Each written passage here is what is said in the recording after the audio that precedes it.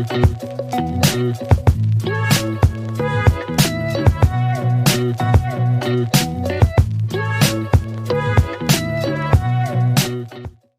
know, Bo, I appreciate you. I appreciate you. You know who else I appreciate? Topo Chico. Topo Chico. And Fever Tree. the skeletons on your baseball bat there. Yeah? They're multicolored. What are you getting at? You're a multicolored individual. Thank you. Boom. And of course, we got Topo Chico. Yes, we do. Oh! Ah, that was a little peek.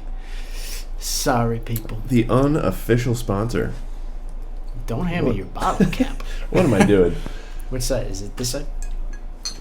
You know, I think you can do it both. Nope. There we go. Yeah, once again, Bo does not know how to use a bottle opener. Mine's different. I think you gotta flip it. Flip the bottle opener. There we go. Sorry. I swear I know how to use a bottle opener. I mean, swear. Apparently not. Apparently not. Let me tickle your brain waves. Let me tease you a little bit. You ready? I'm ready. All right. Time is absolute. Isaac Newton said that. Time is relative. Albert Einstein said that. Mm-hmm. Time was invented by clock companies to sell more clocks. Karl Marx said that. I mean, all those He things. walked out into the cold morning asking himself this heretical question. Can you start measuring a minute at any instant you wish? William Gaddis said that. Boom. I'll be in your dream if you be in my dream. Well, all those. I said that. All those are true. Well, I wouldn't say. I would not say. Don't say it. You know what I'm about to say. I do. What am I about to say? Go ahead, say it. The only one I would disagree with would be like the watchmakers. I knew you were going to say that, dude. That's the only one that's true. No, it's all true. Except for that one. Why is that one not true? So the first one is, we'd say time is Absolute. absolute, yes. Right? Mm-hmm. Because it depends on your perspective. You know, it's absolute in the sense a second never changes, a minute never changes, hour never changes. Mm-hmm. There's a finite time in the universe, so whenever the universe ends, that's however amount of time will be around. But at the same time, time is relevant. You know, Einstein's theory of relativity. You know, if you go around, if you send, you know, if there's twins and one of them gets sent into space, theoretically travels around. I think he'll come back younger, right? Maybe, I don't know. Younger, older, yeah. Anyway, something like that. And then, what was the last one? Can you start a minute? Oh yeah, you can start that. You can start time any way you want. Just use a Because stopwatch. it's relative. But we also live. Well, also because it's absolute. Yeah. But we also live in and under capitalism, where your goal is Oh gosh. for what? To drive a profit. And if you're a clockmaker, you have to be able to measure time and measure how much to pay your workers, right? Yeah. Yep. So Karl Marx was right. Yeah. I don't think so. I mean, in a sense, he's kind of right. I mean, what would you do without a watch? Not know anything. Wouldn't know the time of day. So it serves a purpose. Yeah. For the clockmakers to make more clocks. So you can have one in every home. Granted, that was written in like 18 something, so. Yeah. Yeah, for the listeners out there, Bo knows I'm not a Karl Marx fan, so he tries to inject any communist reference. And he knows that I am. And that's what makes us friends. This is probably this is probably the least funny opening we've had for a podcast. No, I thought that was pretty funny. Yeah. I got that from Bob Dylan. No, is It's it a Bob Dylan joke he does. Oh well, hey, at least not a Bob Dylan lyric. Well, You're in for a rude awakening today. Yeah. We're talking about William Gaddis's Recognitions. Yes. How to recognize a good book. That was so bad. Anyway, it's finally here. We finally made it. Yeah, you know what I was thinking too, because I was looking at our podcast history. So our first one was in October, Over Infinite Jest. Yeah. And so it took us about 6 months between when we started, when we recorded the podcast. It's about 5 or 6 months between then and now too. We're slow readers. I mean, we are reading big books. And we can't lie about that. We cannot. Nope. Nope. Before we start, let me give a few shout-outs, if you don't mind. What if I do mind? Well, I'll do it anyway. What if the skeletons on your shirt mind? Are you going to go against the Grateful Dead's wishes? Look, Jerry and Bob would appreciate me shouting out some good content, some good artistic content out Shout out to Jerry Garcia and Bob Dylan. Yeah. So, I just want to give a quick shout out to some people that I think, whether it be on Instagram or whatever on the socials, podcasts, YouTubers, mainly Instagram because that's what I control. I just want to give a quick shout out because I feel like they have some important things to say, wonderful aesthetics, and they have some great stuff to make you fall down a rabbit hole. So, quick shout out. Have you fallen down said rabbit holes? Oh, a lot. Kyle.Pollen. Polen. I'd get in chief. Let's see. Quiet the Shades. Tipsy Tolstoy Podcast. Awesome stuff. Oh, always good to get shout outs from other podcasts. You know what it means? Eliza reads all. It means we are reaching other people. People are listening to us. You're darn right. Eliza reads all. Let's go. A waste mailing list. A little bookish. Raleigh looks at books. I love that one. That's so good. Sounds like the name of like a children's book. It's amazing. I'm just picturing like Raleigh being like a walrus or something, and he just kind of No, discovers like an underwater library. Just like nope. Literarily windy. Not last. We'll give a little quick shout out to I had it. Where are you?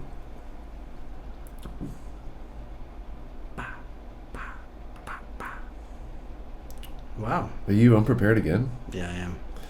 First, you can't open a bottle. Don't come prepared. My stuff is all out of whack. I will admit. What the frick? I think it just deleted what I had. Technology. Ah, my lord. I was just giving you I crap. thought. Oh, here we go. I got it back. I just had to hit the button a couple of times. Eat, read, sleep, KT. Really positive energy, and I love it. And last but not least, our boy, our friend from across a northern border, Myers, Mega Fictional Musings, John, no relation, Wayne. The man, the myth, The legend. the legend. He was the first one who contacted us, right? Yeah, he's a great guy, Yeah. from what I've had so far. Yeah. I love watching his stuff. He's hilarious. He's a high school teacher too, I think. I think so. So we can relate in Boom. some ways. In some ways. Who knows? All right. So, Brett, what do we have in store? Well, I thought I'd give an update on the downloads. So we are 2 away from 600. Ooh. Yep. I like And that. we have not added a country since our last one.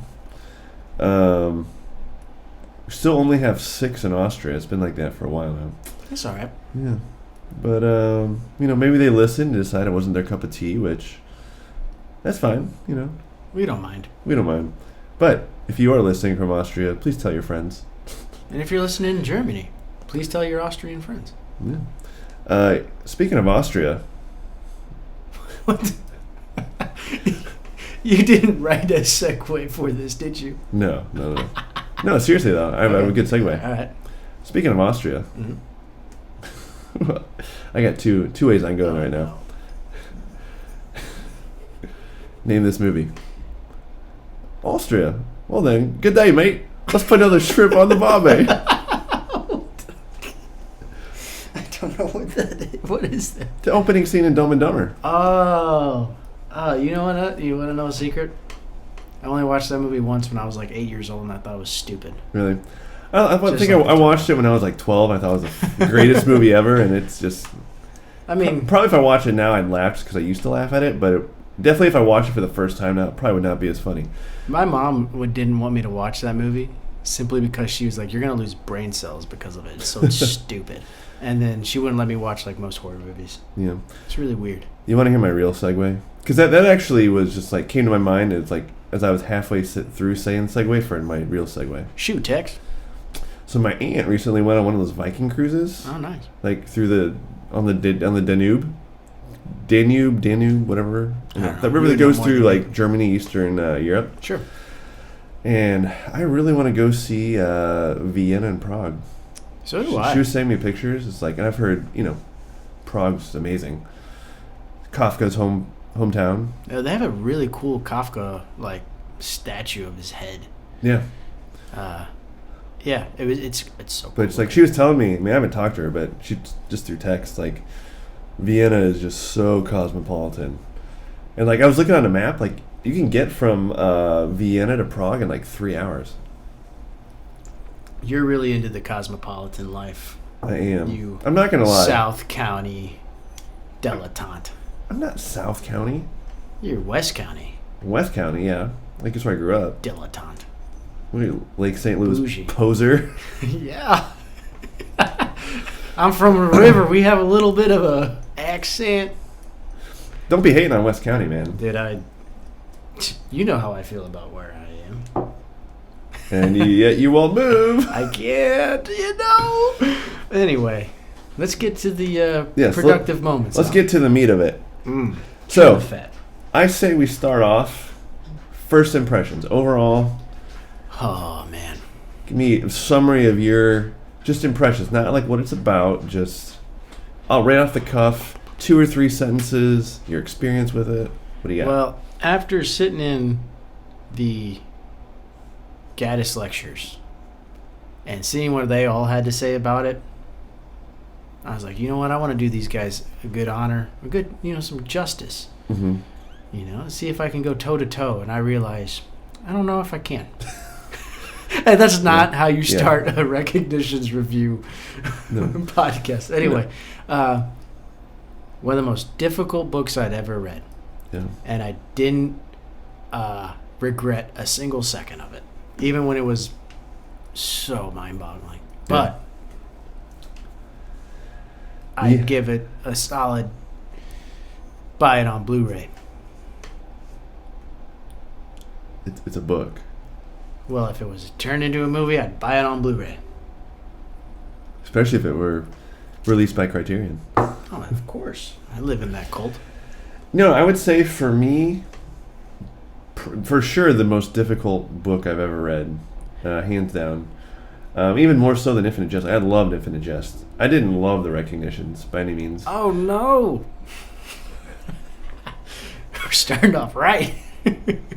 Hey, we got to give honest evaluations. But I will say, after reading a lot about it, one of the overall themes of the reviews and commentaries and stuff is that, like, one, it is very difficult.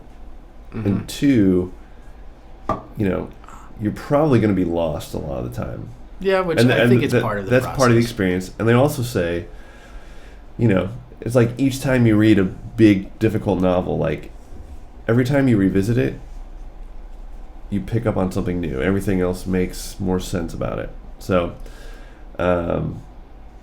I think at some point I will revisit it.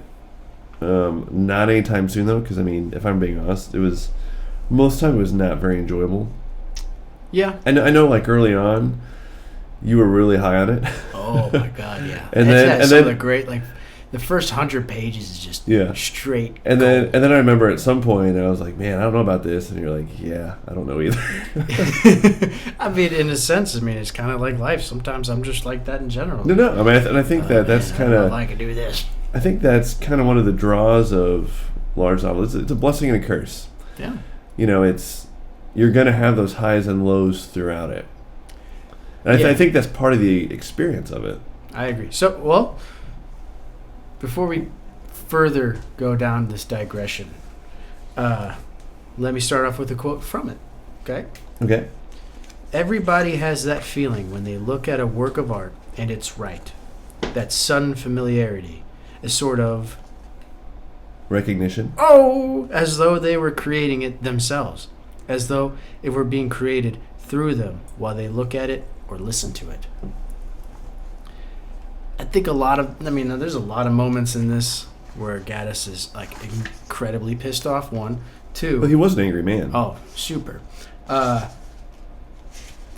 feel like sometimes this book is aware that is also a book. You know what I mean? Yeah. So you really, really have to participate in this book. Oh, yeah. It's not something that you can just casually read a weekend, have faint music in the background. You know how I am. I can have a little faint music in there just because of how my brain is. Mm-hmm. But this one, I was I have to completely focus. And even if this stuff is difficult, even if the context or, the subject is difficult for me, it's you just have to keep push through aware of your surroundings of it. It's really kaleidoscopic. It's, a little bit before Altman, Robert Altman, but there's a good 100 pages where it's just ambient dialogue, like an Altman film. Now, there's probably somebody out there cringing right now that I said that, but that's okay. Yeah. It's just my honest take. And I love Altman, so. What do you have? So I'm kind of reading through. I found, because one of the big critiques of Gaddis is he's hard to read, and so we all know Jonathan Franzen. I have a couple of his books at home. Yeah, friend of Wallace's. Yeah, so he wrote an essay in the New Yorker in September 2012 called "Mr. Difficult: William Gaddis and the Problem of Hard to Read Books." So I think as we go through this podcast, it's a very good essay, extremely long. I know I've sent it to you, but I'm looking at it right now. I just have tons of things highlighted.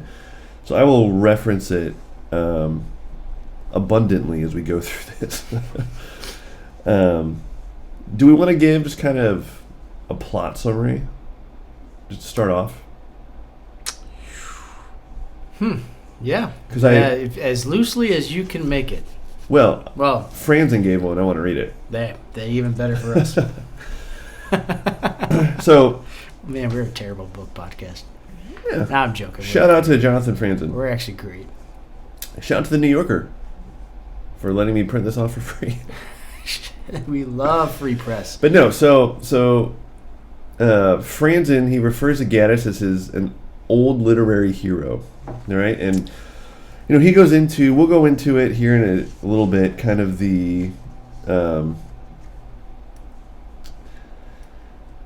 what's the phrase? The debate among people among difficult literature. Mm-hmm. Because some people think the author just fool himself. Other people think that's really good. So we'll go into that. Franzen touches on it, but he gives a really good summary of the book. So do you mind if I read this? I don't. Okay. Do you mind? Oh, I'm no. not talking to you. No, who are you talking to then? Them. Oh, the people outside? Yeah. Well, yeah, the people at the restaurant across the street from us. Continue. So, he goes, quote, this is a rather long quote.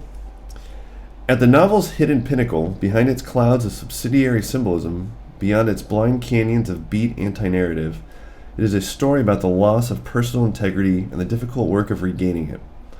Wyatt, a talented painter and former seminarian in his early 30s, is living in New York, unhappily married, and scraping by as a hired draftsman. He has abandoned his painterly ambitions, possibly because a corrupt French critic panned his early work, but more likely because he is incredibly earnest and has never found an adequate reply to the condemnation of art, which a puritanical great-aunt issued in his boyhood, quote, "Our Lord is the only true creator, and only sinful people try to emulate him, unquote. One day in New York, an American capitalist and an art collector named Rectal Brown proposes a Faustian bargain. Wyatt will forge the work of Flemish old masters, and Brown will sell them for huge sums. Wyatt agrees to the deal, but after some early success, he proves lacking in the necessary spinelessness. He considers resuming his religious studies, but when he goes home to New England, he discovers that his father, a Protestant minister, has taken up Mithraism and lost his mind. Wyatt thereupon embarks on a long pilgrimage of sorts, first in New York, where he tries to expose his own forgeries, and later in Europe. He is last seen leaving a Spanish monastery on page 900, intending at last to live deliberately. Having summoned the American Protestant suspicion of art and survived the dangerous attractions of the American Protestant marketplace, he finally seems on his way to being a real painter. Yep. So, much better said than I would have been able to come up with. That's pretty on point. Well, I mean, it's concise. It's clear. Yeah. It has all the nuances of the story kind of in there, so we can hit all those points, you know? Mm-hmm. I think he goes on to say, and it was one of my favorite parts of that essay, is that it's his angriest novel, and all of his other novels are also, you know, cantankerous and aggravated, you know. His whole thing is like, America really, really, really, really sucks. And it just gets suckier and suckier with each progressive novel. I think Francis said his last two were his worst, even though they got the most acclaim. Which were what? I think Agape Agape, and then Carpenter's Gothic? No.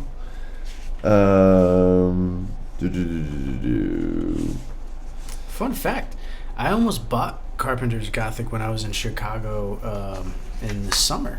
Really? And I ended up having to put a book down, and I was like, I need to read the recognitions first. Yeah, I'm not sure for sure.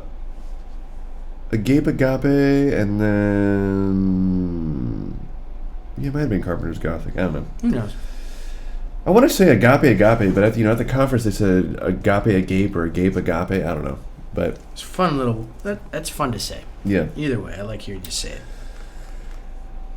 So I mean, some of the themes of the book: America sucks, capitalism is suffocating, especially in things authentic, and it's a whole digression about an artist's integrity and authenticism. And recognizing true life in good art, I guess. There we go. What do you think? Riddle me this. Mm-hmm.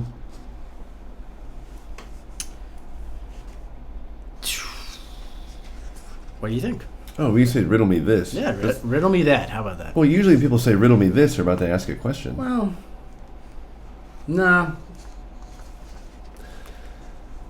No, I think it's definitely, like Franzen equated it to essentially like a much more expansive version of Catcher in the Rye. Like everything's fake. Yeah, I mean, you're surrounded by phonies. I mean, there's a fake Hemingway character. It's just some hobo who just says he's Hemingway to get a free drink. There is there's not Wyatt. What's his face? The writer, the playwright. Pivner? No, that's his father. Okay. Oh no. It's not Stanley. He was the composer. Yeah, we love Stanley. He's the boy. Sleeps with Esther. I don't know characters like you do. Anyways, a character. Anyway, a playwright that is completely like Gaddis in a way, but he's also the most fake and nauseating. Where he writes his magnum opus or whatever, this book he's trying to sell, and everyone tells him that it is plagiarized. Right? Mm-hmm. Shoot, what is it? I mean, even there's a whole spiel before a certain character. Otto, his name is Otto. I was gonna say Elliot. I was like, that's not right, but I knew it was a vowel. a whole party scene where someone criticizes being a critic. What is truly, how do you truly, take in and consume art? How do you make sense of your reality in which you live in? This whole thing is a complete critique on modernity, post-war, America. The modernity you're trying to, I guess in this case, define reality through, your values and whatnot, how you're parenting and what you see in media and all that. And here's Gaddis, and he's just like, here's a 20-something characters. You're probably not going to remember their names. Yeah. Some of them are great people. A lot of them are awful. And those awful ones, you got to sit through. God, I love the city. And the main character, he's not going to show up for like 100-some pages. And when he does show up, he's in pronouns or he's a new character named Steven. You're like, what the frick's going on? Is this the same guy? Do some Googling. Oh, it is. Yeah, so this is like an anti-capitalist book, in my opinion. Well, it's solely made to be consumed. You can't. There's so many I don't know if pages. I don't know if I would say that. There's an entire character where he goes about using religious imagery in order to sell something. He even has but that's not inherently anti-capitalist. That's fraud. We're saying the same thing. Not all fraud is capitalist. Yeah, but that is he's a. Are you saying all capitalism is fraud? This guy makes radio commercials. That was the point. He's trying to sell a product. You do that in capitalism, right? Yeah. Yes. So it's anti-capitalist. You're trying to say everything that's any business who sells things is fraudulent? I'm saying in this context in the book. So, Pivner is obsessed with Dale Carnegie and the whole, how to win friends and influence people. Great book, by the way. It's not a great book. Whoa. Gaddis goes out of his way to just ridicule, completely destroy, and make fun of this book and Pivner's personality. And I think it was hysterical. Or I thought it was hysterical, my bad. Anyway, there's my take. Or some of my take. I forgot where I was going. Yeah. Well, Franzen writes that, quote, the book is about the everyday world's indifference to the superior reality of art. Yeah. Yeah, absolutely. We're also dealing with a book where it's set in a time period where his colleagues or equals of his time period were talking about, the modern day culture, jazz music, baseball, politics, or drugs, whatever. And he's talking about forgotten masters of art, painters, rituals, liturgical services, monks, saints. There are so many miracles. references in here. And honestly, I think he knew all that stuff. Yeah, absolutely. This is the birth of the encyclopedic novel. If it's not the birth, then it's close to it. It's close to it, or it's a predecessor, whatever. The stuff that he's referencing, right? He makes it seem like all of that wasn't too far off. We're going back to his whole thing about time. Yeah. How far off are we as an entire species, as a big old tome of life? In the grand scheme of things, how far off are we? Look at what we're able to accomplish with art. Because all his masters, right, didn't have the point perspective that Da Vinci was like 100 years after the guys that that Wyatt looks up to. Mm-hmm. And look at what we were able to achieve since then. And it's not that far off, according to Gaddis. And it's more of a reality. It's timeless. You know what I mean? To reference all of these people that are long dead. We know, in history, are just...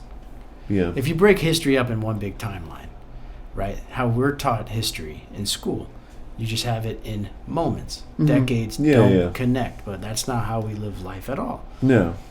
That's what I'm getting at. And Gaddis is able to kind of like show that in a way. Because Yeah, this book, kinda- you don't really understand what time period this book is. It almost shows in a sense that, even though time keeps going on, people never change. Exactly. Human nature never changes. Exactly. And I think too, like, fallible. Admittedly, I've not done a ton of research in gas. Like, obviously I'm no Stephen Moore. Yeah. Shout out if you're listening to this. He won't be. No. What if I sent it to him though? No, he won't. But, shoot, what was I gonna say? Oh yeah, I think like he writes it in such a way that it's almost like you get the sense that he assumes you would pick up on these references. Yeah, well, And I don't know if not- he would assume if you'd pick up on it, but I think he'd assume that you'd be maybe not intrigued enough, but have more respect for your intellect to go out and look it up. Yeah. Almost like Infinite Jest in that sense. Oh, absolutely, yeah. Yeah. Uh-huh. But I think, that leads, with all those references, that's a great segue into the two, two perspectives on hard literature. Okay. Mm-hmm. Are we good to go into this? Oh, absolutely. Okay, so Franzen, in his article, really dives deeply into both of these. It gives great. So basically, there's two perspectives on fiction. There's the status model versus the contract model. So he writes about the status model. It was championed by Flaubert. So according to him, the best novels are great works of art. The people who manage to write them deserve extraordinary credit. And if the average reader rejects the work, it's because the average reader is Philistine. The value of any novel, even a mediocre one, exists independent of how many people are able to appreciate it.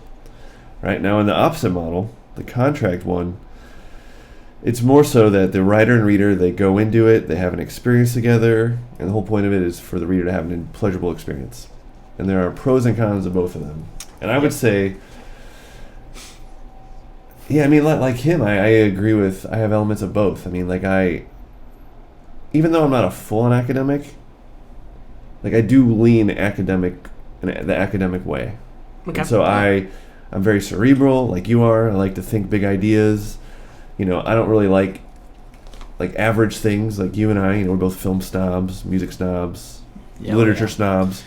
And like to me, something that is just standard archetype, standard story trajectory, nothing original.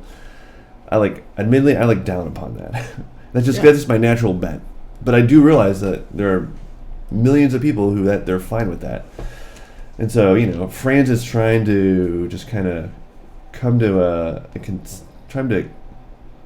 marriage between the two. I agree, but do you think in this book there is a marriage between the two? No.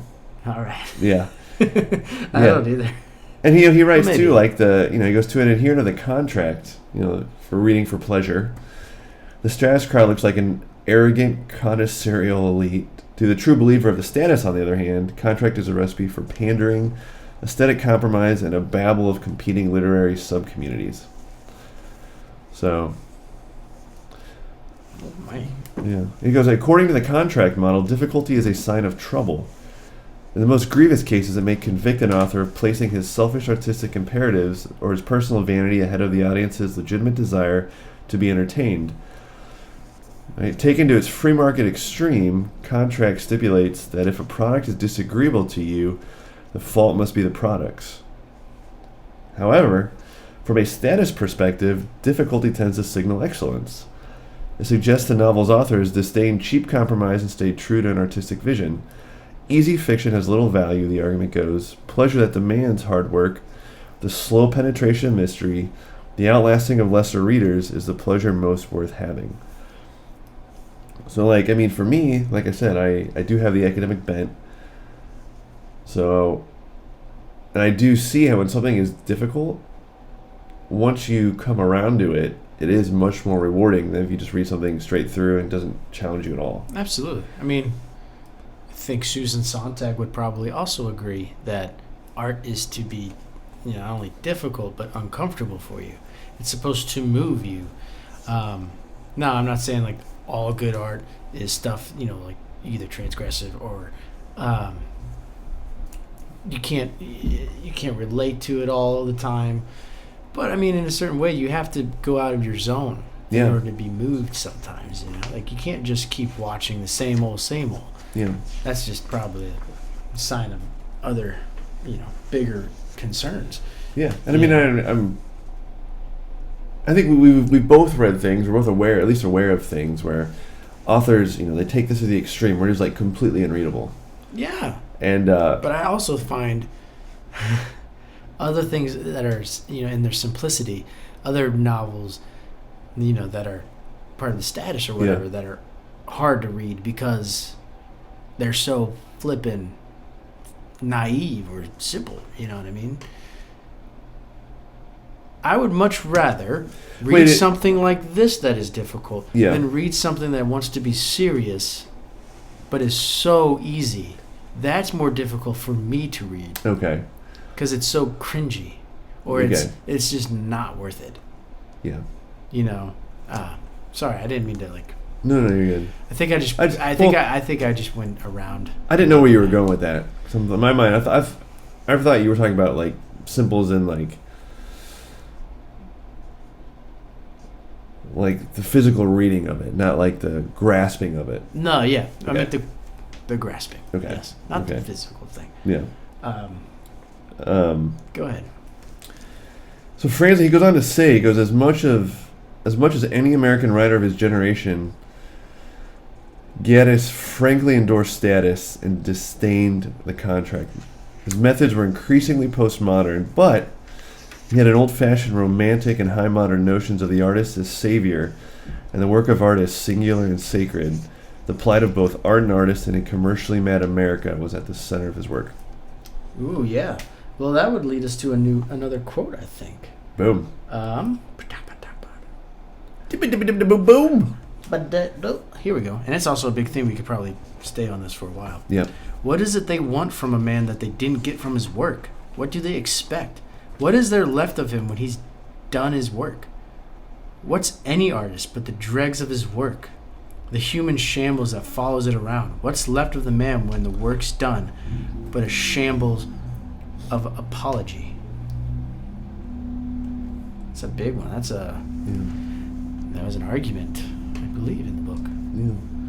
What do you think? What are your thoughts? What do you know? What do you say? Well, it's what I know, not much, but Bo knows diddly. I don't know much. I don't know about you. I haven't finalized my opinion of your knowledge. I'm still working on it. Thank you. I'll get back to you in a few days. Probably a few years, depending on who's dead first. But no, I think he goes to say I'm not gonna put words in Gass's mouth, but I believe he was an atheist. Yeah. And if you're an atheist, you don't believe there's anything beyond this world. Naturally, logically, the only thing that would last would be stuff you produce that lasts, and so there, ergo art. Whether it's of the visual aesthetic, the literary aesthetic, any aesthetic, just something that lasts beyond your physical life. Yeah, I think that's a really good way of thinking about it. I would also say that I think, because he was maybe not in terms of like pension or whatever, but he was a reclusive type person. He didn't like the celebrity. No. He was a true purist in that sense. 100%. Yeah. So he didn't like the celebrity culture that some writers would probably got. I think he loathed it. I think he was also probably wanted it himself. Yeah. He wanted because he wanted his book to sell, right? Yeah. What author doesn't? Exactly. But I think he didn't want to have to explain it. I don't think he wanted to dilute its meaning. Probably what we're doing right now. Well, I think because he felt if it needed to be explained, needed to be analyzed, he wouldn't have done his job. Right. And I think all art, in some regard, in any aspect, what they teach is that you write what you know. Therefore, most things. What are you looking for? A bottle opener. Oh, you want another bottle? Yeah, I need some more Topo Chico. You might as well. I went through that first one. You might as well pop me a bottle. Tell you what, I'll give you mine. There we go. Anyway, most art, in some capacity, has some autobiographical layer to it. There is Oh, for sure. clear cut influence that the author of whatever, that they pull from. Yeah. So why is it?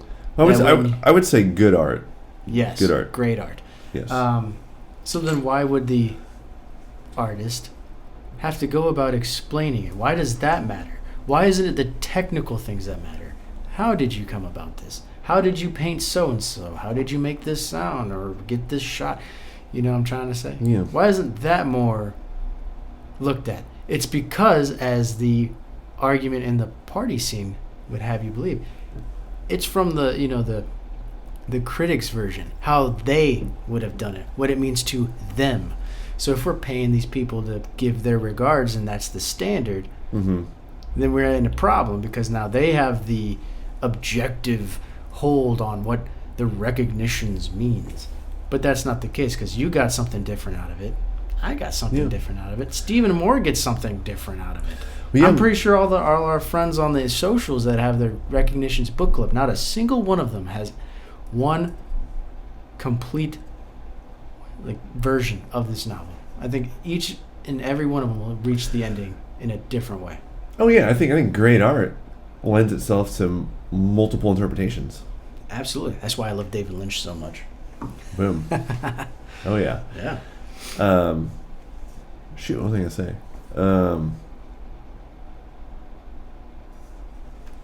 What was I gonna say?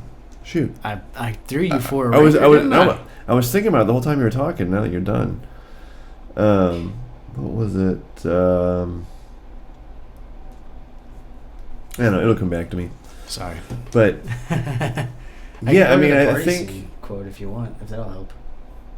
Do I have it? Do you have it? I don't have it, but no, I think like good art, is going to be open to interpretation. Oh, no, I know what I was gonna say. It's like in Fran's article he talks about JR too, which is entirely dialogue, and one of the things he writes about, or I've read it in other articles about Gaddis too, is it's like one of the reasons he wrote his novels the way he did, especially like JR, where there's like very little details, is like so the reader can kind of fill it in his mind and create, in a sense, his own characters or his own version of the characters. Mm-hmm. And like in the recognitions, the first half he's Wyatt, and we don't really hear about him, and then at the end he's Stefan? Stephen, which is what his mom wanted to name him. And and it took you a while to realize. Like I remember having to tell you. Well, yeah, when anytime you see he, that's Wyatt. It took me a little bit to figure it out. I thought he was the one who died in the party. Yes, I was like, no, that's the person's. That was the little kid's mom. Yeah. Wait, what? It's like, oh, we're gonna have a great time by the time we get to this. Oh yeah. There was a quote about this very thing in one of the articles I printed out. Forgive me. You know what? Normally I have all my notes in order. Oh, I have the party scene. Yeah, why don't you read that while I'm looking for this? I got you, boy. I know you. You're the only serious person in the room, aren't you? The only one who understands. And you can prove it by the fact that you've never finished a single thing in your life. You're the only well-educated person because you never went to college, and you resent education. You resent social ease. You resent good manners. You resent success. You resent any kind of success. You resent God. You resent Christ. You resent $1,000 bills. You resent Christmas. By God, you resent happiness. You resent happiness itself because none of that's real. What is real then?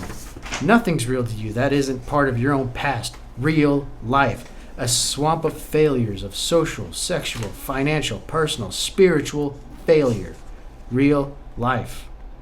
You poor bastard. You don't know what real life is. You've never been near it. All you have is 1,000 intellectualized ideas about life. But life? Have you ever measured yourself against anything but your own lousy past? Have you ever faced anything outside yourself? Life, you poor bastard. Sorry for the kids at home. Well, bastard's not a curse word. If I said that in a classroom, man, I'd have my neck. Yeah, probably. But it's just, Mary Antoinette. It's an illegitimate child. I'll be damned. But no, actually, I had that. You had it? Well, I had that quote marked off in my book. Oh, perfect. Sorry, then. No, you're good. Probably would have read it better than me. No, you did good. I'm still a little nasally. I'm still getting a little cold. So. That's all right. Yeah. I love that part. I mean, I don't think... I think a lot of people do from who's, I've read about. Or, yeah. I mean, it is a pivotal moment, and I think it's not even that much of a major character. No. But you see how his demise, and it's televised and... maybe not televised, but even the people closest to him are wanting to get a look at it, get to hear it. They want to witness it, or else it wouldn't have happened. Yeah. And they keep going, and they won't stop to help him. Yeah. But they'll stop to watch. And it causes one of them to go a little, get a little, nervous breakdown, I think. If that's not what happens, I'm sorry. That's what I got. Yeah. That's a beautiful scene. That whole monologue, man. Yeah. I just love that. That's me at a party. That's why people think I'm pretentious. Well, it's better than me at a party. I mean, I don't really... It'd be nice to be invited to parties, but... I don't go to much parties anymore. Usually, the rare event I do go to one, I'm that guy who just sits in the same spot on the couch all day, hoping someone will come talk to me. My brother's the life of the party. I was more of the introspective guy. Yeah. But when I had something to say, man, I'd let you know. Yeah. I've always wanted to just have go to a great house party like you see in movies and TV. No, you don't. They're not. They're so overrated. I'm talking the ones in the movies. Like Project X and all that? No. Like Parks and Rec, they have the Halloween party and all these fun things. That's where your mind goes. Yeah. A wholesome... wholesome example from you. For just once in my life, I want to go to a really cool Halloween party or dress up. You just talk to people all night. You know what? Dance a little bit. I've never really had a real surprise party. Yeah, me neither. My sister tried to do one a few years ago, but then she realized that I really don't have a whole lot of friends. Yeah. For those of you listening to us, will you be Bo's friend? Be my friend. Actually, I need some friends too. You write in me. If you're in the St. Louis area, we can meet up, grab a cup of coffee, go to Felix's with us. Hey, tell you what, you reach out to us. We'll treat you to Felix's Pizza if you've never been. Yeah. If you have been, we'll split the check 3 ways. But if you've never experienced it, we'll just split it 2 between me and Bo. I'll cover your beer. How about that? Yeah. Anyway. But do you want to get into maybe? Well, do we still want to talk about Gaddis, or obviously this entire episode's about him, or maybe about the whole systems genre complex style of writing, him pinching. I want to hear you talk. I rambled a little too much, and I apologize. No, you're good. Okay, thank you. I'm gonna start calling you the Rambling Man, though. Dude, do it. I love the Rambling Man. That's not even close to how it is. Don't you disrespect Wayne Allman like that. And Dickie. I gave it my best. No. Well, for those of you out there, I'm not dissing that song. It's a great song. I just don't know song lyrics. I can't sing. So every time I do, Bo makes fun of me. But no, so, once again, I'm going to, like I said at the outset, I'm reading a lot of Franzen's essay. So, this is going to lead us to just, he touches on a lot of stuff we were going to talk about anyways, so I think it's a good segue. It's a very Wyatt thing for you to do. Ooh. Should I go on? Are you going to ramble again? Here we go. Wyatt's true genius was that he was able to copy but yet make his own mark upon art. Yep. By copying other people, the greats. You are blending your own thoughts through the text of Franzen.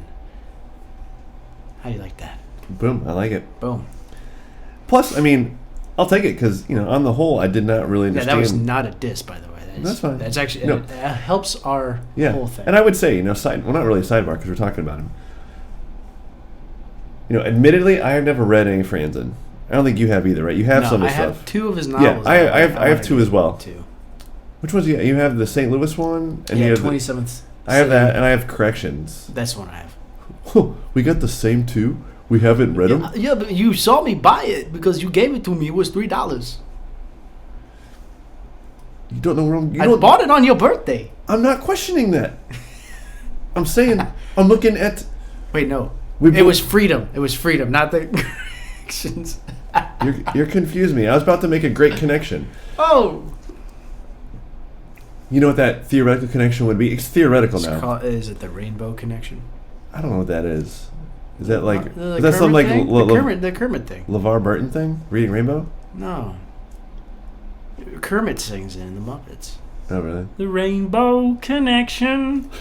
That was good. You didn't expect that, did you? I did not. Yep. No, what I was getting at is, we both admire Franzen, even though we haven't read him. We've read a lot of his influences, and we both have the 2 same books. But now we only have 1 of the same book, so I retract that statement. Redacted. But anyways, he goes on to say in this essay that, Gaddis, it was generally agreed, was the really smart, really angry, really forbidding systems writer. The recognitions was in your text of post-war fiction, both the granddaddy of difficulty and the first great cultural critique, which even if Heller and Pynchon hadn't read it while composing Catch-22 and V, managed to anticipate the spirit of both. Gaddis was the original intense, thrift store-clad, monster data set young man whose ambition, if he let it show in public, would have singed this fellow subway rider's eyes. Yep. That's 100% accurate. And I think, he goes on to say, with postmodern fiction, he goes, quote, it's not, but post-war fiction wasn't supposed to be about the sympathetic characters. Characters, properly speaking, weren't even supposed to exist. Characters were feeble, suspect constructs, like the author himself, like the human soul. I think that's really good, because it's like, most postmodern fiction, it's not necessarily, like, yes, there are characters, yes, they do things, but it's not inherently about the characters. It's about the systems and ideas they represent. Would you agree with that? Yeah, 100%.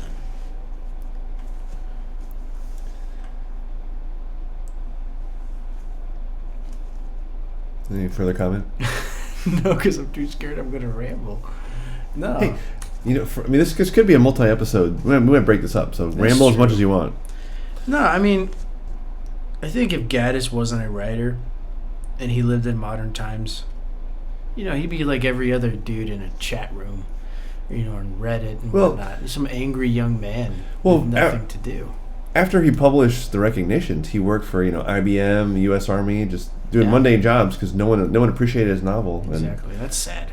Yeah. But if he didn't have that outlet, what could he have? Well, I think he stopped writing for like 20 years, unless he was writing in between then. When did he write J.R.? I thought J.R. wasn't too far off. Do you know? Oh, that's true. Maybe it was after he published. Let me see here.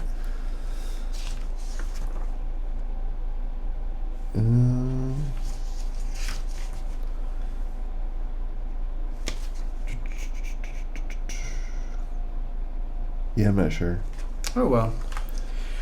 Well, let me see. Hold on a second. Recognitions was... I think there was 20 years in between. Freaking Goodreads is never as reliable. That's why you got to go to Wikipedia, buddy. I know, but I was on the Goodreads app. It doesn't matter. Let's continue. I'm a reader. I use Goodreads. I want to know. I use Goodreads when I, search for quotes and stuff. That's true. But I think, going back to the difficulty of, postmodern fiction, systems fiction, encyclopedic novels, Franzen, he gave a good summary of kind of what you and I have experienced when we haven't read it for a while. He's talking about J.R. Oh, you were right. Yeah, it's exactly 20 years. 20 years, yeah, because it came out in 75, 55. Right? Yep, J.R. 75. Yeah, Carpenter's Gothic, 85. Yeah. And then A Frolic of His Own is 94. He was impatient. He should have waited one more year.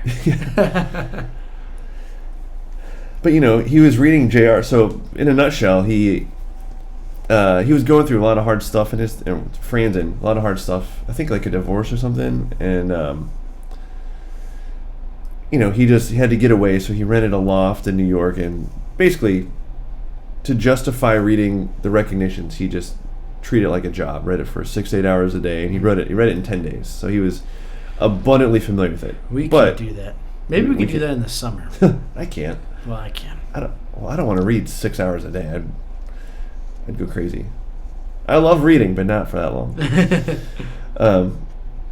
But he goes, I no longer had the luxury or burden of entire days for reading. One night, I gave up in the middle of a 4-page paragraph, and for the next few nights I was out late, and when I opened JR again, I was lost. And that's kind of the way I felt with this. Like, there were a few days that, I hadn't read it. Mm-hmm. Like, I had no idea what was going on.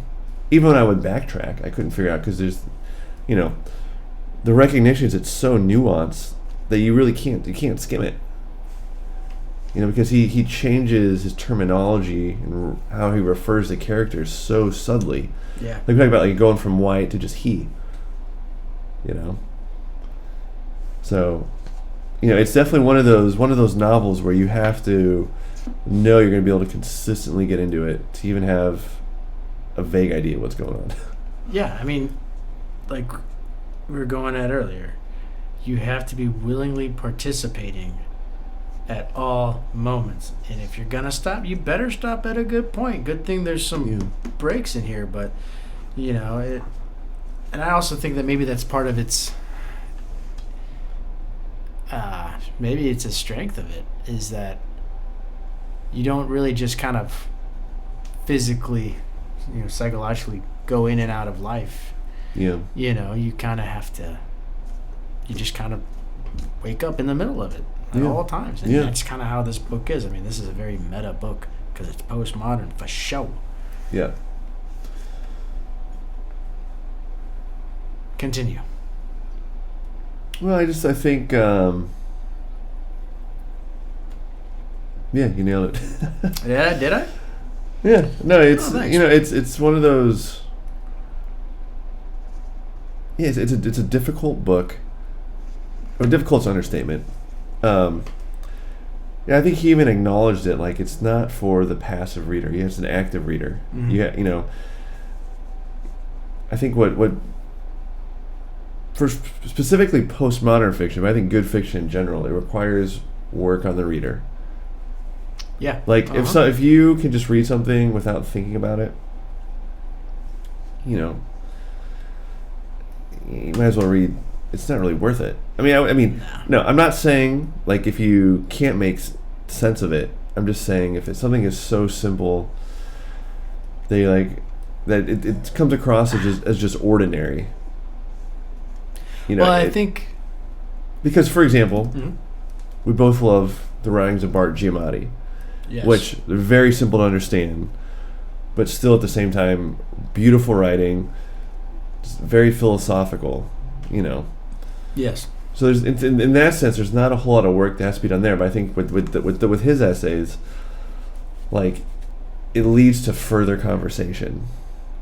Yeah, and I think maybe that's why Gaddis kind of had to go back to the whole, how to win friends and influence people thing. Like, that kind of reading, that kind of engagement in literature, I think is so vapid to him, maybe to me, to countless other people. I think because when you dilute life into this is how you do it, this is how you get what you want and create your own reality, like how that book pretty much made a huge boom for the economy, I guess, and capitalism in general, why everyone loves it, it's because of that book. I'm going to talk about that here in a sec. I bet you are. But then, like Gaddis states, and how I think a lot of people like myself think, your friends have something they want from you. And then in itself, life becomes less valued because you don't have any value in terms of any monetary gain. So, like, how can you relate and how do you express yourself in that kind of system. And it's quite suffocating. And I think God has pretty much made it. He's like, you're going to buy this book. You could learn something in this book. There's great lessons to learn here. But it's gross, and it's hard, and it's difficult.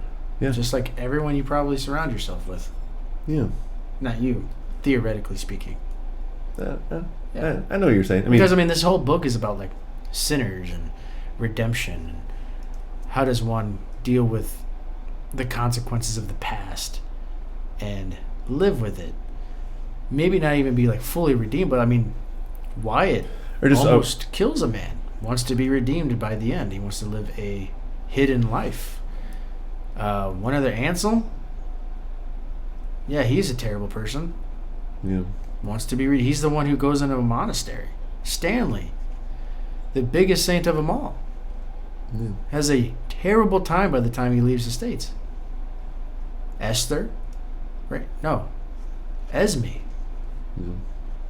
Wants to be recognized as a real person. Wants to be recognized as a muse or something.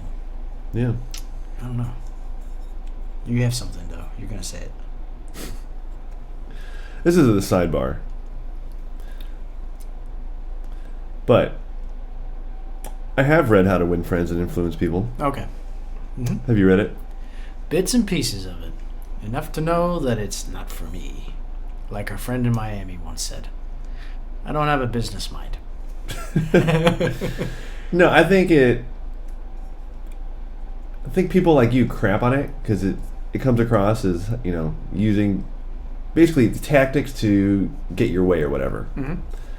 I read it, and it's not like that. It's basically how to treat people. For example, like, what do people just want to be valued. They want to be appreciated. So it's just ways of interacting with people that will make the interactions easier. So, like, for example, if I'm trying to get on a student, I might start off with like, oh, hey, rather than go right into it, be like, hey, you're really good at this. Yeah, it's the sandwich technique. But and then you end it with a positive. Yeah. Plus, minus, plus. That's all it's saying is basically like, if you're running a business and you need something, somebody else has it, just how to interact with them. So I think it gets crapped on. I think it rightfully gets critiqued because who's the people? The people that used it the most was the ones who were wanting to sell. Car salesmen. That is their Bible. There's the entire movie in the Criterion Collection by the Maisleys brothers. What's wrong with that? It's about Bible salesmen using that book in order to sell something sacred, depleting it of its value because now it is commercialized. Now it is made in order to churn. That's not the book's fault, though. But in a way, it might be responsible, though. No, I would. Don't think so? I would disagree. Oh, let's go into this. Because there's a variety of sales techniques. Right. So just because somebody uses it for a sacred thing doesn't mean that tactic is responsible for that action. Clarify for me. Say it again. Right. So, for example, you used. Do we need to learn how to count now? 1, 2. Do we need to get our little toadies out? This little piggy. No. To the market. Basically, you just use the example of what's the name of the documentary about the Bible salesman? It's not is it American Dream? No, it's been a while since I saw it. I watched but it anyways. too long ago. Maisleys made it. It's gonna bug me. Hold on. Okay. It's the salesman. It's the salesman. Okay. So all I'm saying is, just because they're selling Bibles, sacred texts, just because they use How to Win Friends and Influence People as their case study, not case study, but their main tactic, mm-hmm. doesn't mean that tactic is wrong. It just means they used it for a sacrilegious way. Hold on a second. Say that last part again. Say it again. Just because they used a sacrilegious way, just because they sold Bibles using How to Win Friends and Influence People as their as their playbook, Yeah. thereby using it, selling in a sacrilegious way, does not mean that technique in and of itself. Okay, so are you saying that, like, because they're trying to sell it to make a living, that in itself is an admirable reason to be selling something as sacred as the Word of God? No, all I'm saying is so how to win friends, influence people Right. can apply to anything. I'm just saying, just because they used it in that case, Mm.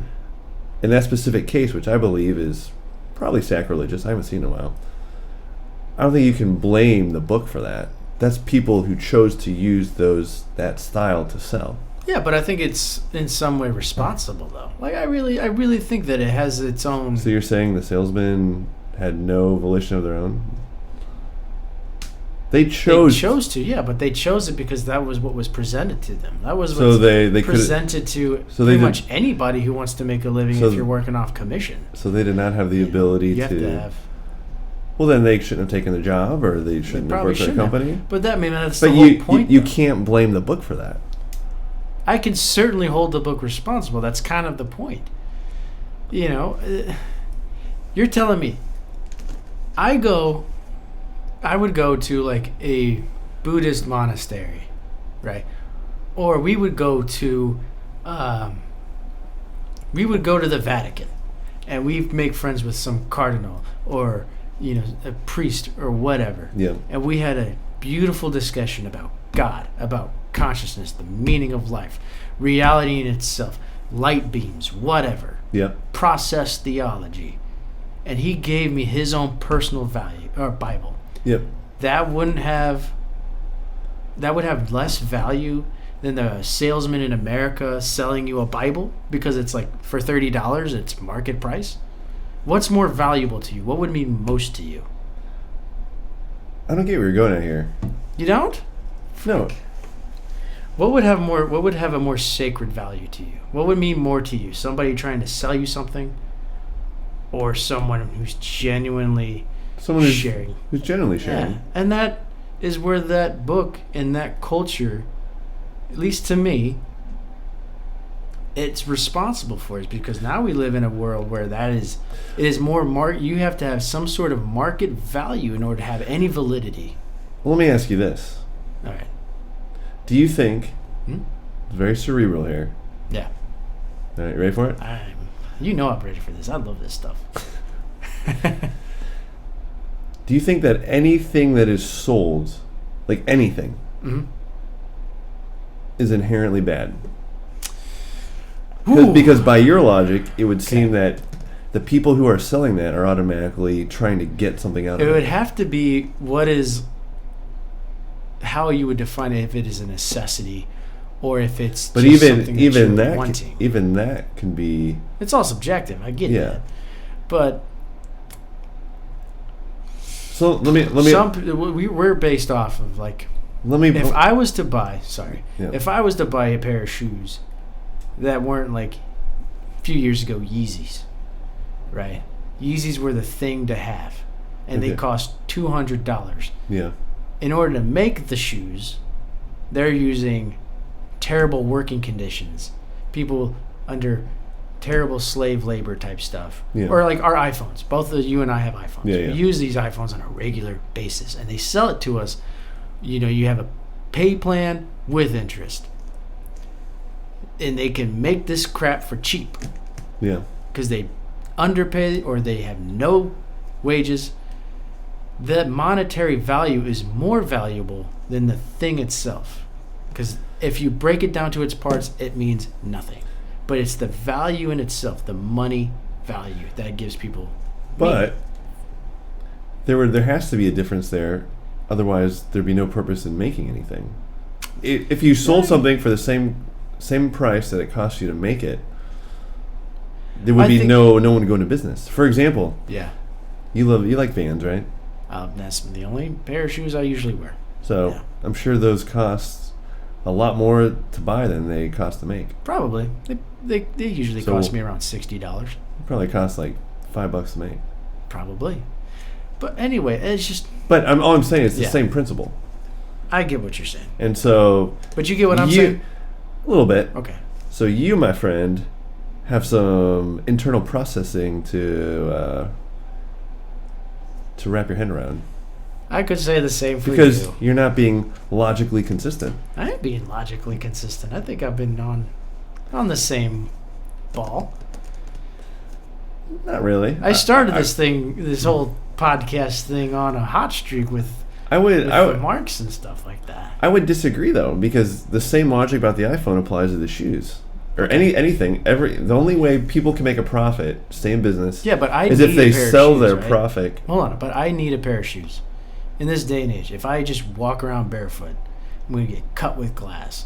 I'm going to stub my toe. I could break my ankle. If I want to, I wear Vans, I can run in my Vans. Yeah. If I make a quick cut in my shoes, maybe I won't roll my ankle. But if I have no shoes on, I'll roll my ankle. I don't technically need this iPhone. I could live my life in complete obscurity. I wouldn't have Instagram. I wouldn't have Apple Music. I could physically go out and get my stuff. But it's warped in my brain that I need to have this connectivity. But you do need a pair of shoes. Because I can't get into some restaurants if I walk in. No shoes, no service. Well, then just don't go to restaurants. Well, what if I need to eat? Go hunt in the woods. Hunt in the woods? Yeah. All I'm saying is your principle, you have to apply it equally. I don't feel like you are. Well, I don't think you could really... I don't think life is that Boom. black and white, though. Don't boom me. You didn't win nothing. Let's continue. All I'm saying is if you have a principle, you have to apply it equally. Otherwise, it's a logical fallacy. But I don't think I've put myself in any logical fallacy. Let me ask you this. Are Vans and Yeezys both shoes? Yes, they are. So what's the difference? One is more affordable than Yeezys. Okay. Mm-hmm. Okay, hold on. Yeah. And what's your point? They're both shoes. Mm-hmm. So just because one's more affordable, the same principle applies to both. Both are sold. Right, but I can afford Vans. Okay. I can't afford Yeezys. Yeah, me neither. I mean, I don't want them, but if... Exactly. Yeah. But $50 and $60 pair of Vans is a pretty, Yeah.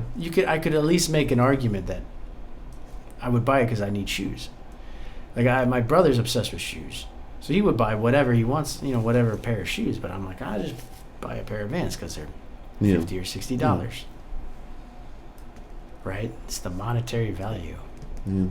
I think you think everything that's sold is exploitation of the person who makes it. Yes. And I would disagree with that. That's a whole other discussion. Let's get back to Gaddis here. Let's tell you what. Let's turn on some lights. It's getting a little dark in here. Maybe for you, I got my screen. Oh, I got my screen. I forgot to print off. Oh yeah, that is a nice LED. Let there be light. Oh, for those of you listening right now, if you're still listening, we really appreciate you hanging in there as we go on our philosophical diatribes and, our worldly viewpoint differences. Yes, that's pretty much the basis of our friendship. That and baseball. Baseball. And books. Books. Well, that's why we have a good dynamic. We felt like sharing with the world. We balance each other out. Yep. What aspect of it do we want to talk about next? What would go naturally? What would be a natural flow from that? I know it. We're talking about philosophy, right? Go back to the philosophy of reading difficult novels. Yes. So I can't believe we went. We literally started that whole thing because a difficult novel, and we went through like the entire complexities of capitalism. Yeah. Dude, what are we doing? That's wonderful. It's a philosophical podcast. Yeah. So back to Franzen. Talking about Gaddis. Yes.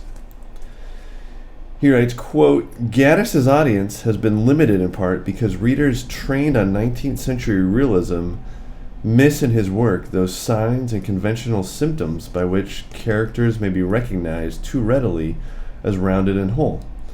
Such conventional characters are agents within a bourgeois and industrial world that is now in the United States largely historical.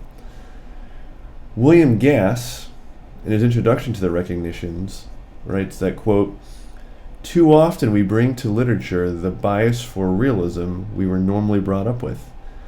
If the author works at his work, Gaddis writes, the reader may also have to, whereas when a writer whiles away both time and words, the reader may relax and gently peruse. I think just riff off that for a little bit. Like, I think a lot of the reasons the average person will not read a tome or not read, a quote-unquote difficult novel is because they're so used to, the realistic novels. Things happen in order. It's chronologically consistent. Like, it just one thing leads to another, and boom. There's really not much thought on the part of the reader. Because if you think about it, most people read for. Yes, I would say I read for pleasure because I enjoy it, but that's different than someone reading a James Patterson novel. Right. Well, then we have to describe exactly what pleasure is. Like, yeah. Do you get pleasure out of being moved and pushed to your limits while reading a book, or do you just want your beliefs said for you by the author, what you should feel now? Yeah. Right. With the whole character I think climax and the I think like the stuff you and I read. action. I have no qualms in saying we like literature that is art. Yes. I think I'm thinking about this a lot lately. I think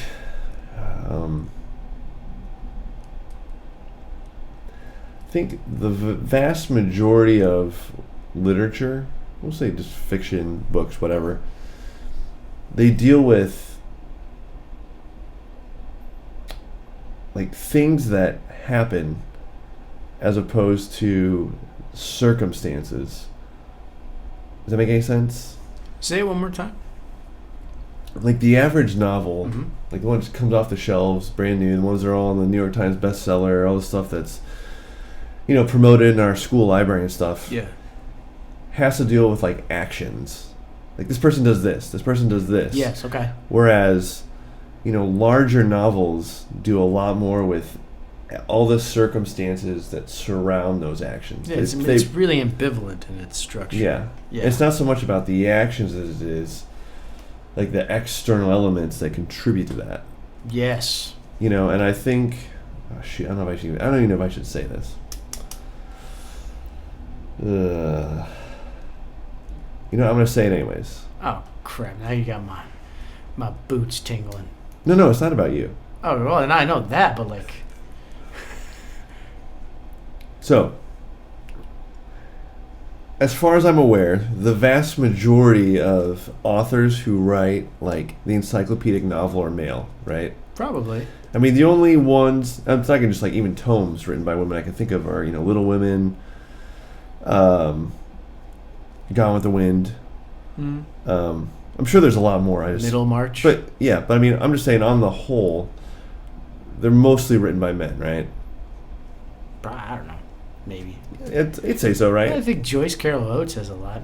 Have you ever read you haven't read The Luminaries, have you? No. I'm just saying on the whole, when you think of large novels, I think what we've researched thus far would have us believe. Yeah, exactly. But there's probably not. I would wager that there are a lot of big books. Oh yeah, I'm sure. Yeah, statistically, but I'm just saying percentage-wise, it's probably slanted towards males, right? Hey, maybe. Go on. I'm going to say yes. Okay.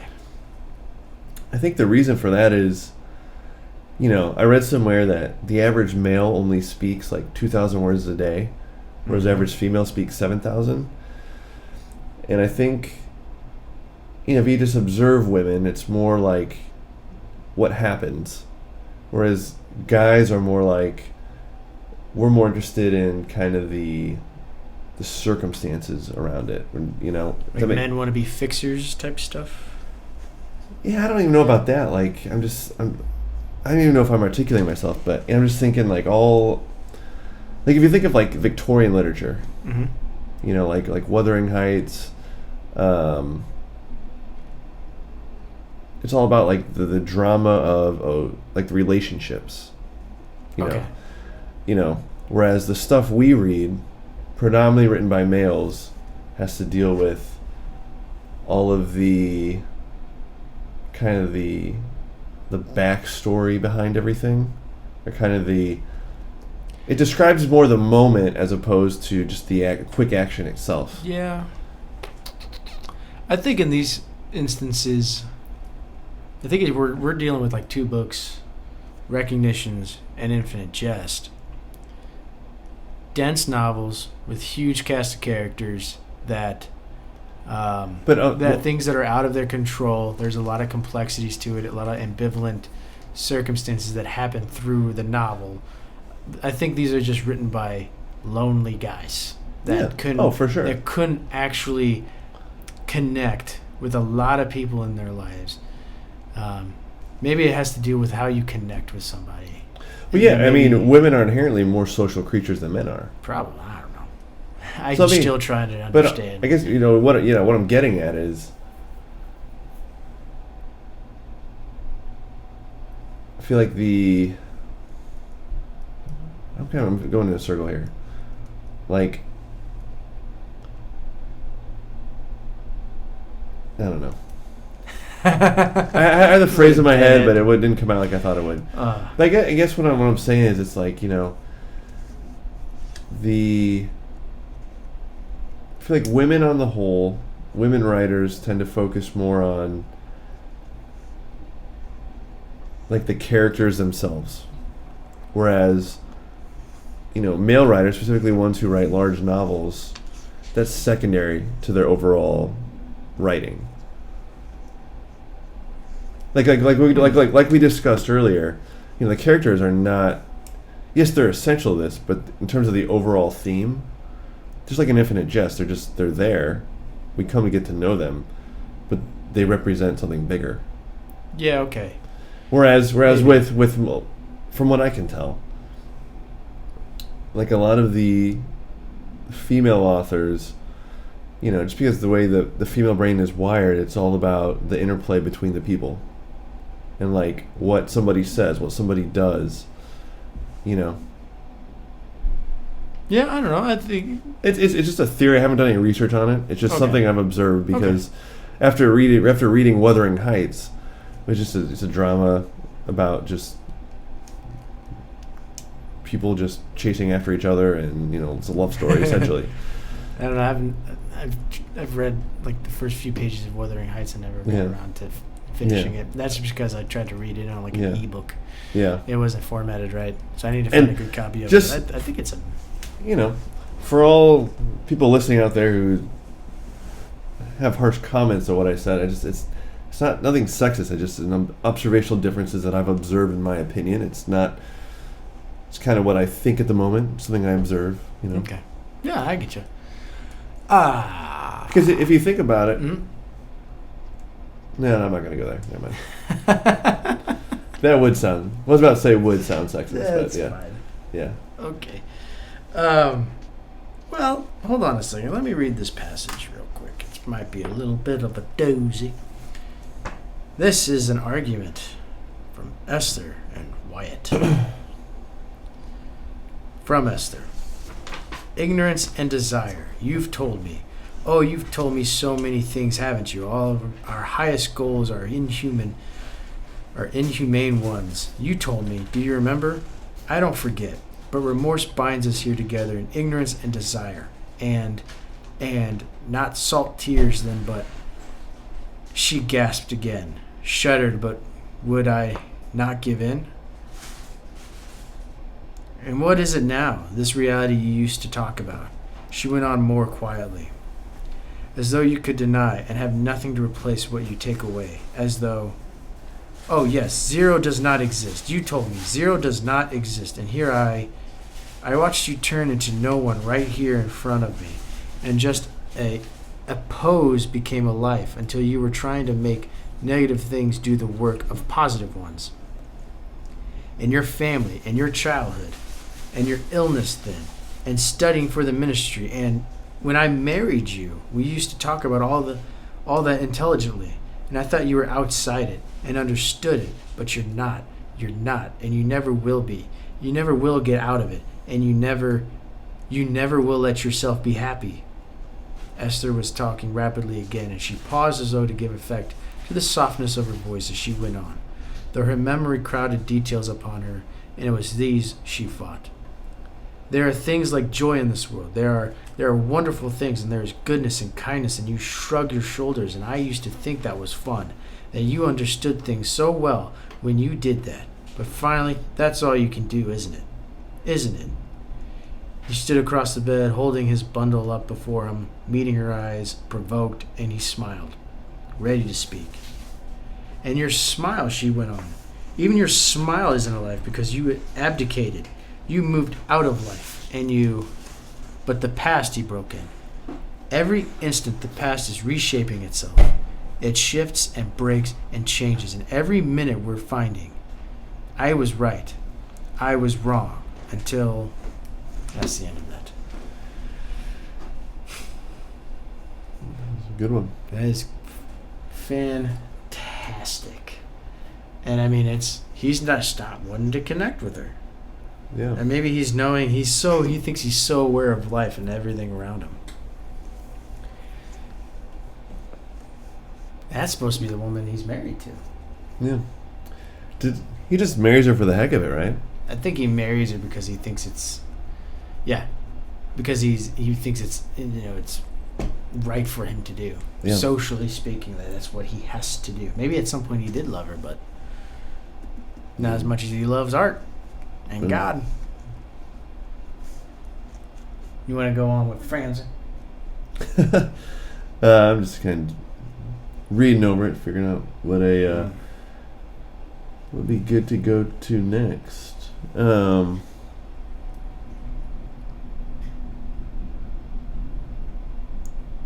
So interestingly enough, kind of going back to Gaddis' style, Franzen writes that he developed a style that his disciples believe ought to have transformed the way Americans read fiction, but his own tastes were notably conservative. He had particular disdain for modern art. He didn't like art fiction. He had, Stephen Moore reports, quote, little interest, end quote, in the contemporaries with which he was associated, including Pynchon. So in general, Moore concludes, he seemed more likely to pick up a novel like J. McInerney's Bright Lights, Big City than novels as challenging as his own. Kind of interesting there. Why do you think that might be? Well, if I spent all day, every day writing something as difficult as that, I'd probably want something a little more lighthearted. Yeah, probably. He seemed like a very serious person. Yeah. But I mean, maybe he didn't really need any kind of fictional influence, or maybe if he did, he was really into like the traditionalists. Yeah. In a sense, that he was just like, I'm just gonna pull from my own self. Like I don't need fiction to tell me what's real. I am real. I am the real deal. The realest of the real. But no, it's First things first, I'm the realest. Interesting, He had an angry childhood, and it didn't sell well when it was published. I think there were 55 reviews of it, and only 2 were positive. Yeah. And so he just kind of he got angrier, and each subsequent novel was angrier. Mattered America. And I think in some respects, going back to capitalism, as a writer, if people aren't buying your things, it's capitalism. I mean, in capitalism you have the right to buy whatever you want. Right. There's nothing inherently wrong with how you spend your money. But I think he looked at it as a slight that his work was not being sold and not being bought and understood. I think he genuinely anticipated people would enjoy it and be able to understand it. Yeah, I think so. Yeah, I really want to know what the motivation was for him to write something like this, because I mean, Franzen's been saying. It's not contractually something that it's not a fair trade here. Yeah. I mean, he's just probably like a wicked smart person. So yeah, he probably thought that Everyone else would get in. Yeah.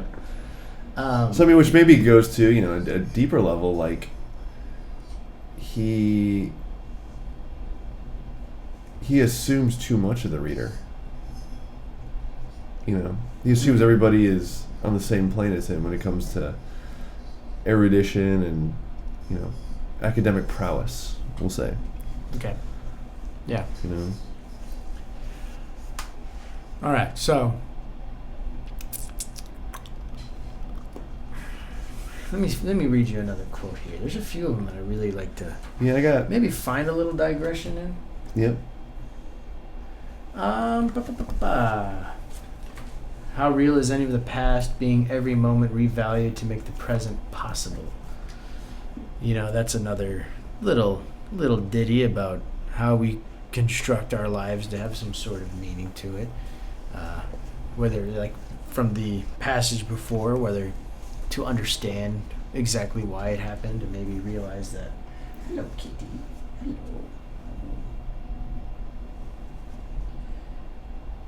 Sorry. There's a cat in our studio. I love it. And if you're allergic to cats, you have nothing to worry about because you're not here right now. Gosh.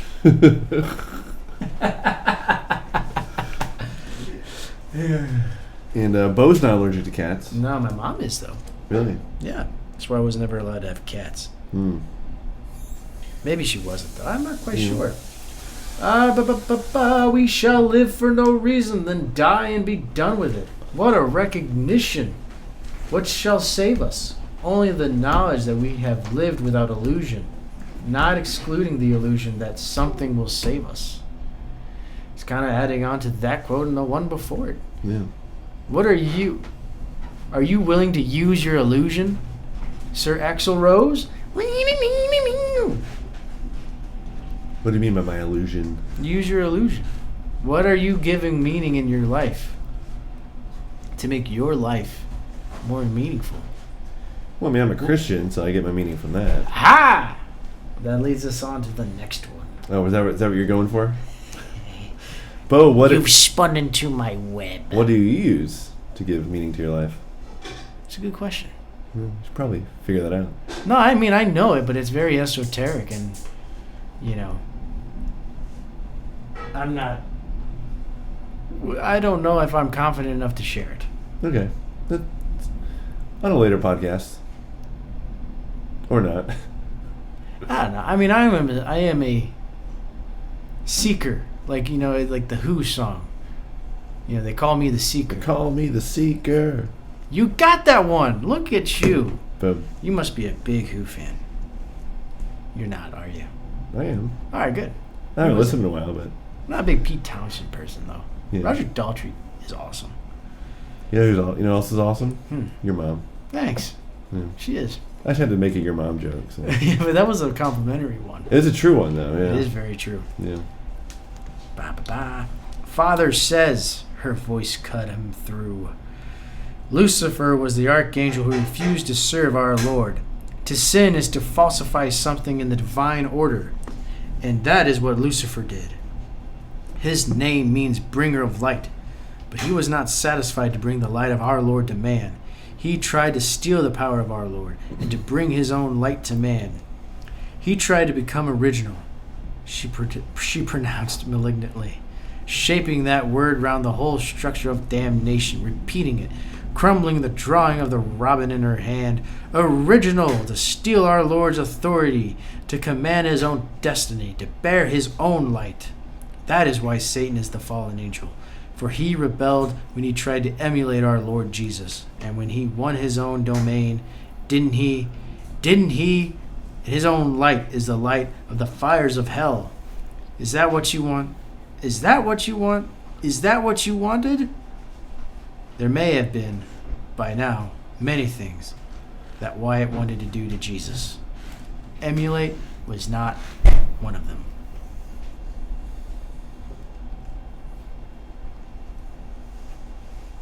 I remember that quote. Yeah. How did you feel about that one? unsettling. Oh, yes. Yeah. Uncomfortable? It was, yeah. Like a good work of art. Probably what Gaddis wanted it to be. Probably. Anyway, do you feel comfortable enough to continue? Or you just want to... Well, I mean, we could go down a rabbit hole with that. Yeah. I figured. Now, mind you, I'm only going to be playing devil's advocate here. No. If we're going into this direction. Oh, yeah, no. I got you. So if I do say something, it's not because I'm like trying to stir you away. No. I don't want to make you uncomfortable. I know you wouldn't do that. Okay. Good. I value you too much. Yeah, I would hope so. You're about $30 worth. You're only using me for the podcast. You only use me for the podcast publicity. Yep. All right, go on. As an atheist, Gaddis, looked at things like religion as, I think he looked at the world as everything was fake, essentially. Mm-hmm. All the belief systems and all that. I think, I don't know, as a Christian, I take it seriously, especially with regards to Satan and Lucifer. His logic makes sense. Right.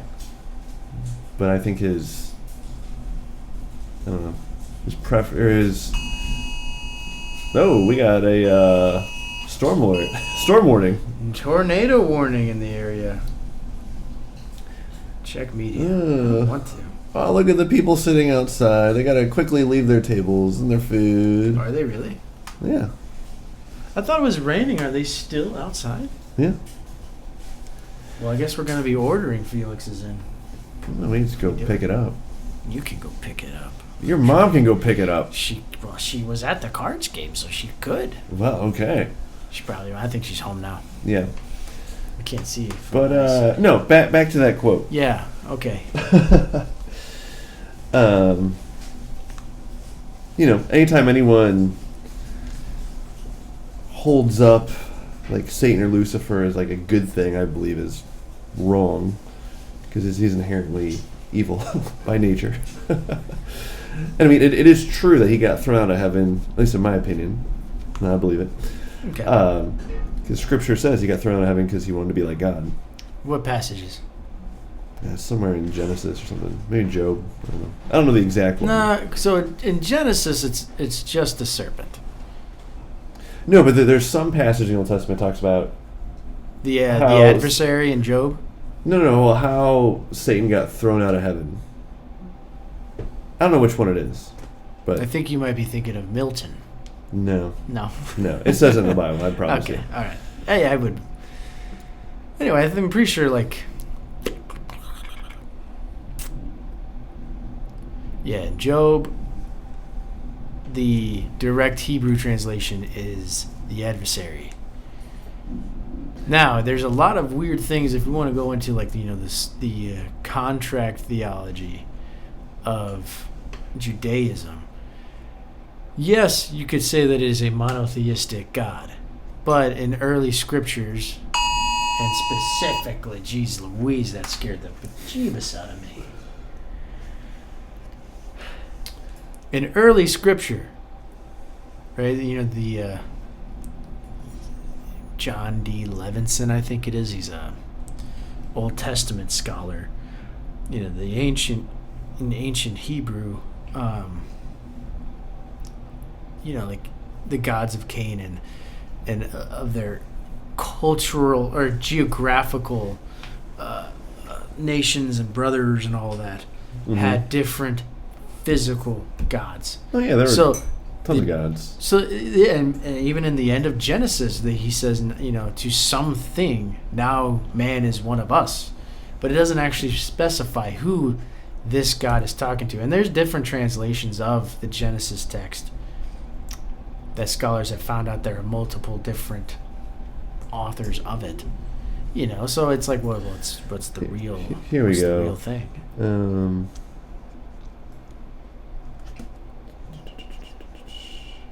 Where is it?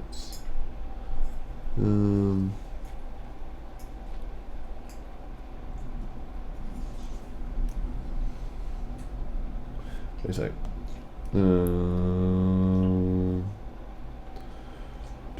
Anyway, the reason why, the ancient Judaism, they devoted themselves to Yahweh is because it was not only a physical contract between the two with Mount Sinai, but in the promise of Mount Zion, which is a metaphorical mountain through another ethereal reality in which they share a mutual bond to, which is now the other gods around them are now just on a physical level. Mm-hmm. They're lesser than a god whose own physical name is blasphemous, so they have to take out the letters of it because they cannot themselves speak upon it. Does that make kind of sense? A little bit. Okay.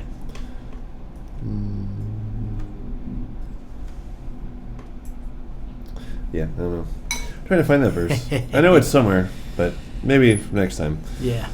Or maybe a completely different discussion off there.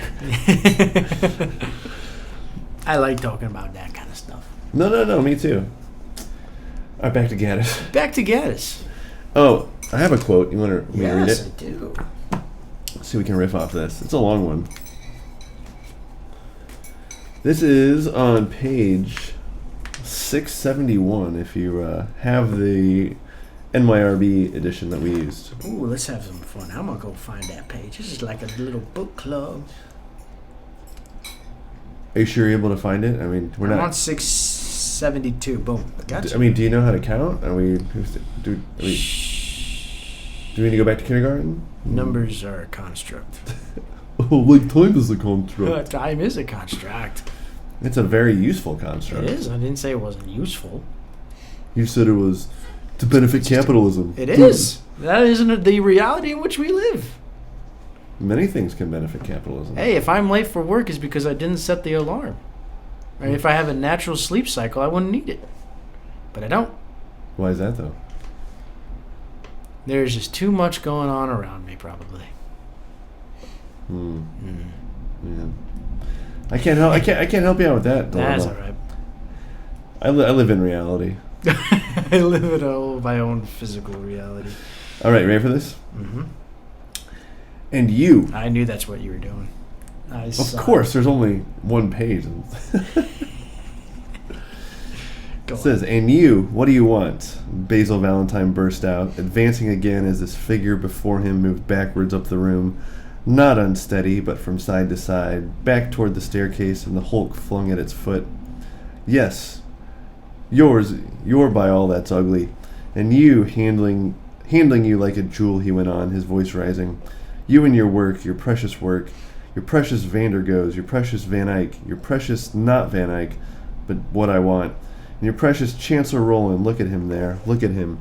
Yes, why don't you pair him into a virgin and child? Paint him. There you go. Sorry, it's a little dark in here. You're good. Why didn't you paint him into a virgin, child, and donor? Do you think it's any different now? That fat-faced Chancellor Roland wasn't just like him? Yes, swear to me by all that's ugly, Valentine hissed and got breath. Vulgarity, cupidity, and power. Is that what frightened you? Is that all you see around you? And you think it was different then? Flanders in the 15th century. Do you think it was all like the adoration of the mystic lamb? What about the paintings we've never seen? The trash that's disappeared? Just because we have a few masterpieces left, do you think they were all masterpieces? What about the pictures we've never seen and never will see? That were as bad as anything that's ever been done? And your precious Van Eyck, do you think he didn't live up to his neck in a loud, vulgar court? In a world where everything was done for the same reasons everything's done now? For vanity and avarice and lust? And the boundless egoism of the Chancellor Rolands? Do you think they knew the difference between what was bizarre and what was beautiful? That their vulgar ostentation didn't stifle beauty everywhere? Everywhere? The way it's doing today? Yes, damn it, listen to me now and swear by all that's ugly. Do you think any painter did anything but hire himself out? These fine altarpieces, do you think they glorified anyone but the vulgar men who commissioned them? Do you think a Van Eyck didn't curse having to whore away his genius, to waste his talents on all sorts of vulgar celebrations at the mercy of people he hated? Is there a quote not too far from here? The face of Jesus Christ in your precious Vandergoes. There was a quote somewhere. Maybe it's not around this section. Probably somewhere. Who put that face on it? Who couldn't stand that emptiness? But anyways, Yeah, that's a good one. He's just going on to say, like... Basil Valentine. That's a weird that's an interesting dynamic, though. How both of them are using Wyatt, in a sense. Rectal Brown in a very, literal sense. A very... I mean, it's not the most original term for, somebody you might despise. Rectal Brown. Yeah. You know where I'm going with that, right? What does it sound like? What did it do? Rectal brown? Yeah. Well, when I hear the term rectal brown, You finally got it! I don't know. You did. I think of the Office scene. Oh, no, you didn't. Dang it. You dork. It's like early. I forget what season it is. Maybe the second or third. When they go to Chili's. Oh, yeah. They're trading jokes. The one about like the urologist drives a brown probe. That's what I think when I hear the term rectal brown, like a rectal thermometer. So you do get it. Oh, you're like a kid in a candy store. Yeah. This is great. Yeah, I mean him. Oh my lord. Turn off your phone, Bo. Hey, I'm just trying to be safe here. But no, Trying to keep me safe we on got to this. be a little bit serious about this quote. Okay. No, I think what it gets at is something you would like. Yes. People that are propped up over history. Really, everybody has a The bad. great man theory. Yes. Yeah. Yes. Everybody has a dark side of them. It's just the duality of our natures. Right. Well. Just because we can't always believe what is presented to us. Because 100%. that's probably one of the... No, I'm not probably. It is one of the themes of this novel. It's like... There are always... Things are supposed to be presented as perfection, when in reality they're not. Yeah, I mean, that's just the point that, people try to sell you on that. There's countless figures nowadays. They're kind of presented as these wholesome people, but then you kind of read into it. You're like, hold on a second. This is just a marketing ploy. Like, this is a PR move. Yeah. Yeah. But we're also dealing with how do we learn about the past, and we do it, by these great figures. And what Wyatt's trying to do, I think, is to try and figure out what this lost art form. Not the sense of like these lost paintings, but the art form itself, the way in which they go about creating it. Because he's multiple times in the book, he's giving out these, these techniques, these chemicals, these, things he's putting together, Yeah. materials and whatnot. That they only did it in this specific time period. There are countless other people who have failed, and just because we find a few, we consider it a masterpiece. And if we don't consider it a masterpiece, we look about what other people were saying about it at the time. Yeah. And then we decipher whether it's worth celebrating or not. That's a great quote. I mean, that's like the crux of the book, though, too. Yeah. But I want to go back, like... Oh. Tornado.